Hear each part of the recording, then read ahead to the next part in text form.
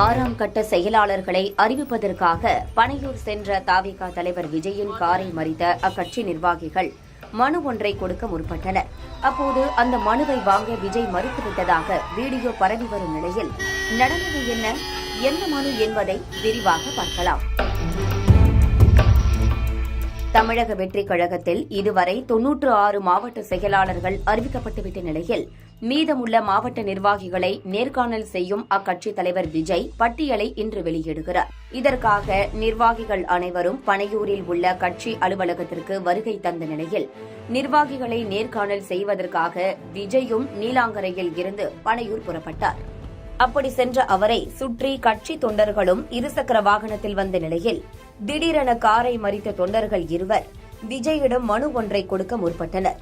அந்த காட்சிகள் இணையத்தில் வைரலான நிலையில் மனுவை வாங்க விஜய் மறுத்துவிட்டதாக பலர் கூறி வருகின்றனர்.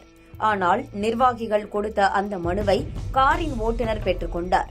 சரி, இப்படி காரை மறித்து மனு கொடுக்கும் அளவுக்கு என்ன விவகாரம் என்று விசாரித்தோம். அப்போது இன்று அறிவிக்கப்படும் மாவட்டத்தில் திருவெற்றியூர் தொகுதியை மட்டும் திருவள்ளூர் கிழக்கு மாவட்டமாக பிரித்து மாவட்ட செயலாளர் நியமிக்கப்பட இருப்பதாகவும் இந்த மாவட்டத்திற்கு ஆர்கே நகர் தொகுதியை சேர்ந்த ஆர்கே மணி என்பவர் நியமிக்கப்பட இருப்பதாகவும் தகவல் வெளியாகியுள்ளது.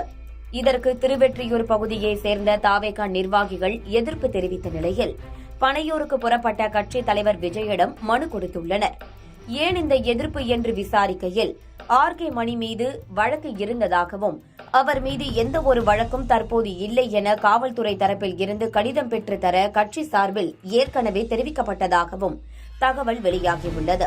இது தொடர்பாகவே ஆர்கே மணி மீது அதிருப்தியில் இருக்கும் நிர்வாகிகள் கட்சித் தலைவர் விஜயிடம் மனு கொடுத்திருப்பது தெரியவந்துள்ளது.